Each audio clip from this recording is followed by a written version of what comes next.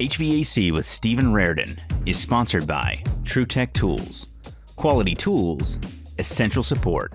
TrueTechTools.com. Well, hello YouTube. This is Stephen Raridan sitting in my new to me Ford Econoline, and just signed the papers on it, getting ready to drive off the lot. It's actually in really good shape, low miles. We've got 25,623.3 miles on this truck, and while it's still pretty and clean, we'll give you a little bit of a shot of the interior in the cab. It's an E250 from 2013. Cab's in good shape. It's got the hard sealing on it, makes it not going to peel down like the felt ceilings. It's the Super Duty E250. Got a couple of little bells and whistles. We've got Microsoft Sync and USB and auxiliary in. Cruise control, power door locks, power mirrors, power windows. I'll give you a little bit more of a tour of the back of the truck when I get back to the house. Anyway, I want to thank all of you for watching my videos. It has definitely helped me in this venture to go out on my own, and I look forward to sharing it with you and seeing where this goes. Here is the back of the truck. No windows, thank God. We've got shelves in it already. They are well secured. They don't shake around at all. We've got a refrigerant rack, tank rack in there already. Not sure if maybe I'm going to turn that sideways maybe. The headache rack is solid, does not have a door, but it's got the bars to attach things to.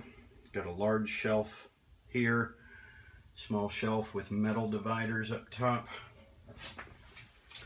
We have a sliding door, which is actually something I wanted rather than swing doors, just for the fact that if you're parked in a residential situation, sliding door makes it easy. We got tie downs that I'll probably relocate to the top of a piece of plywood that I plan to put on the floor. Got a low bottom shelf with a door. Looks like the key's been broken off in it. Not a whole lot of storage worthwhile in there. Got another door up here with some storage in there. Got a low shelf and more dividers here. I do have one light that's out, but I'm actually thinking about doing the LED strips that I saw somebody on Facebook use. All in all, I think it's a heck of a purchase. One thing that I'm going to put in is a 1200 watt power inverter so that I can charge things and run small items off of it if I need to. We'll be working with trying to get it set up the way I like it. We need to put a logo here, which is in the works. It's in clean shape, tires are in good shape.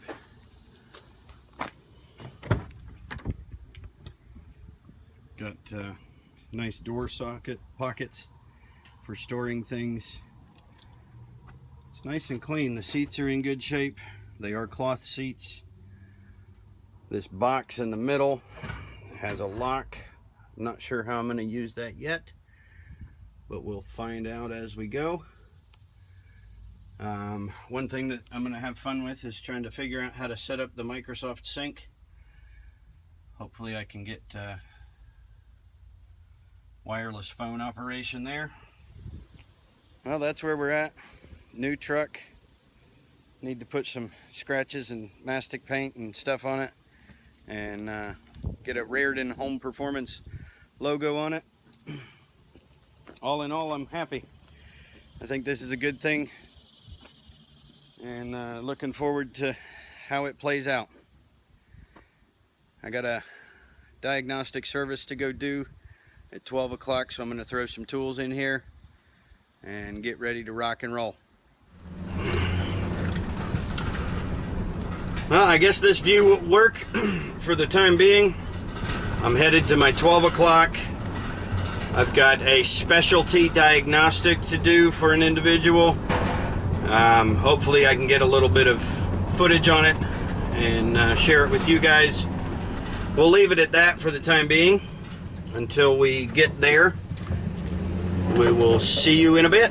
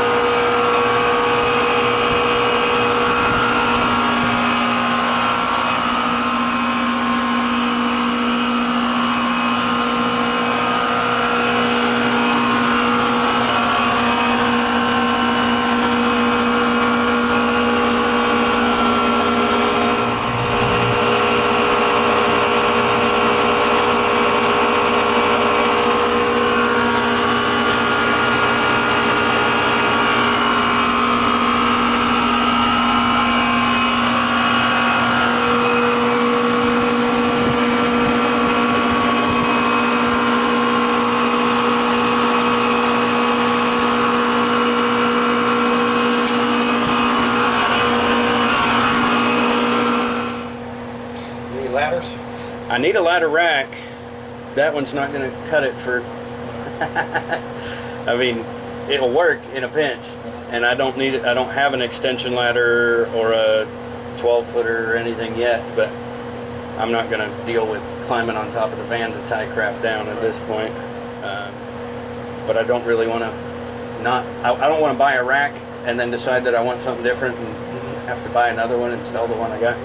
But yeah, I could use some ladders. You can pull them down with, those are really nice. Yeah. I'm kind of lucky I'm tall where I can usually tie it up there, but yeah, we'll have to step in there maybe. But the guys most of my guys have got to get on the roof. Of course, they're light and small. But, yeah. I don't know if I want to get on the roof at my age.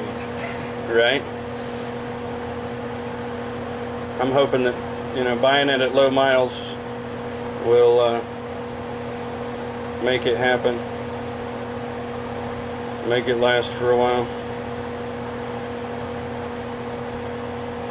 I know that compressor's going to come on. It's just one of those, like the 5-minute delay. I was about ready to ask you. Feels forever. Compressor? Because I was looking at the compressors at them.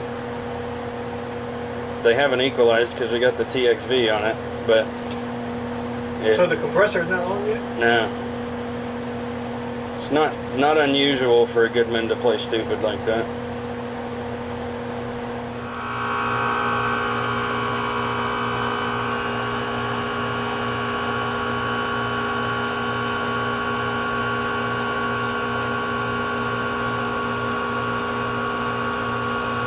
The green check mark indicates that the air temperature and the liquid line are balanced.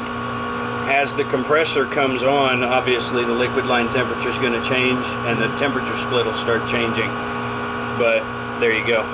If we hit the button, it tells us what is stable and what is still waiting to stabilize.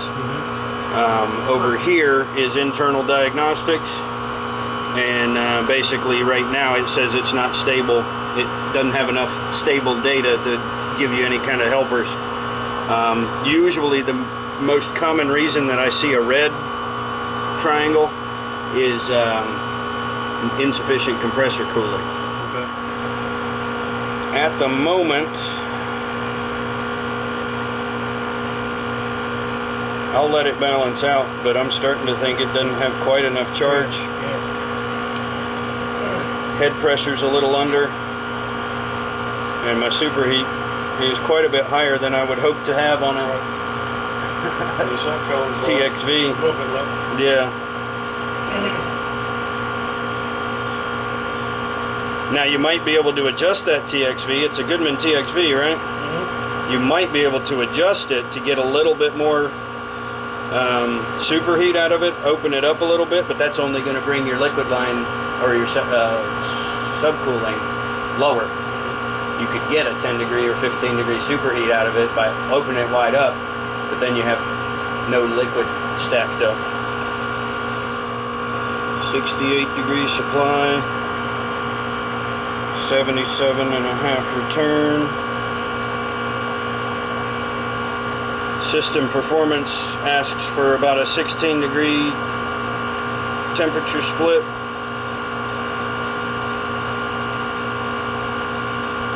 We're getting about 10. We'll let it balance out before we see if maybe, you know, the sensor's not getting quite as much air on the supply as it wants. But I wouldn't be surprised to see a poor temperature split when your superheat's double what you typically would expect. Definitely hadn't had a good delta T on this ever. Yeah. Even before. Yeah, right now we're probably getting the high suction temperature, inadequate compressor cooling for a 73 degree suction line. And there's no wonder in that situation why the compressor Right. went out. Why is that?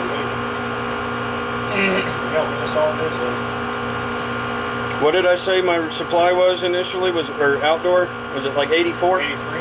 83? We gone up 5 degrees. Yeah, because it's recirculating. Yeah. And you've got it on the good side. Right. I mean, either side's going to get pretty decent outdoor air, or pretty decent average, but that one side is just like slam up against the cement. right. The other side would get a good bit of outdoor air, but there's so much space that's not going to get air, and that one side's not even getting outdoor air at all. Yeah, we got a 10 degree split, almost 11. Do you have that Freon? MO99, no sir. I've got R22, but target pressures, head pressures down from estimated 218. Right now, with an 11 degree split and the calculated airflow that we're supposedly getting, well, since it's not balanced at the moment, it's not giving me an estimate. But previously it was estimating airflow at 3 tons based on the temperature split. I don't think that air handler can deliver an actual 3 tons. Even if you ran it on high speed and got your static low, I don't think you'd ever get it. You might get 2.5, but 87% of capacity. What's that red triangle mean again? Inadequate compressor cooling. That means, or that is indicated by our suction line over 65 degrees. If we got our suction line below 65, we'd be able to get that to go away. And I would imagine that if you got about a 10 degree subcool, you could probably get your suction down and your superheat down within a reasonable range. Let me change the refrigerant just because it's not 22 exactly, and see, that may be something that's potentially throwing things off just a little. Was it 438, I think?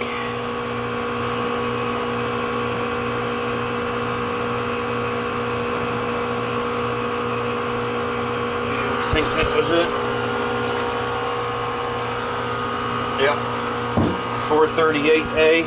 Hey, what part of town you working in right now? I just wanted to see if you had close to around that, so do some Freon on that. Appreciate it. That'll change some things by having the proper refrigerant, but still, Now we're looking at no subcooling and 26 degrees of The 438 superheat. is a little lower, right? I think so, yeah. That changes things a little bit, but obviously it still doesn't make it work right.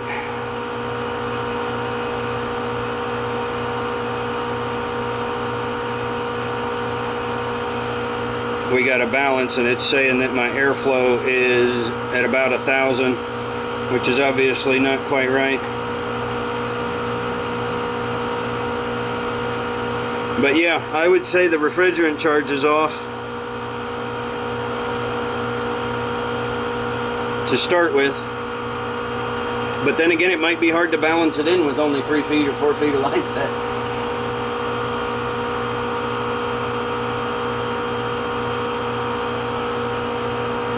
I would have thought they would have overcharged it when they weighted in. Yeah, you would think so.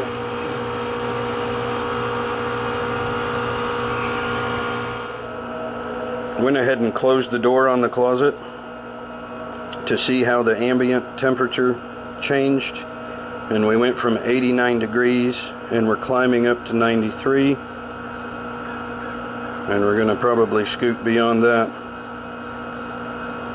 94 almost.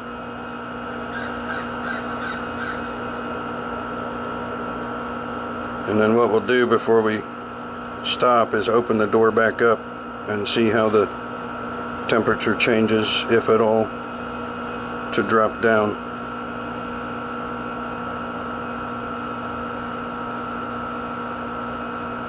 No subcooling and 25 degrees of superheat is a pretty dead giveaway for a refrigerant charge issue. My next step would be to add refrigerant, try to get some subcooling between 5 and 10 and see how my superheat responds. My fear is that the line set is so short that it would be very difficult and a very sensitive process to actually balance it into proper performance. Not to mention, you're going to raise your head pressure as you get your charge correct under the conditions where the outdoor ambient is affected by the discharge from the condenser into the space. We're up at 95 degrees, which is design temperature for North Carolina cooling, and it's only 84 degrees outside, so we're getting at least 10 degrees above actual ambient if this door is closed. I'm going to step away and open that door and see how that temperature changes, or the ambient temperature. It should drop fairly significantly, but we will see.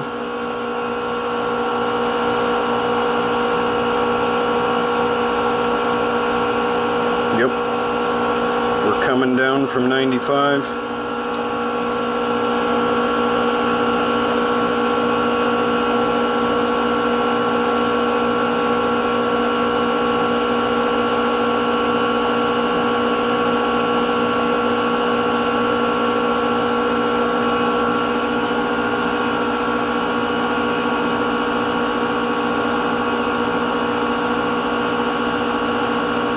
I don't think I'm going to wait around for that temperature to come down to where it was before. Doesn't really matter. In closing, on this particular job, obviously the condenser is not installed per manufacturer's spec. It ought to have clearance on all sides, and it definitely shouldn't be in a box or a closet like it is. It's unfortunate that the property tenant has to leave that closet open, because not only is it annoying for noise, but the closet is also completely unusable. So, you know, if I were to make a resolution to this job, I would start by getting that condenser out of the closet. And then, you know, refrigerant charge would be necessary to get it to run properly. I don't suspect a leakage at this moment, though there is a good possibility. The unit has already had a compressor in it, which is the time that they changed from R22 to MO99 or R438A. I'm definitely not planning on carrying more than one alternative to R22, if I carry an alternative at all.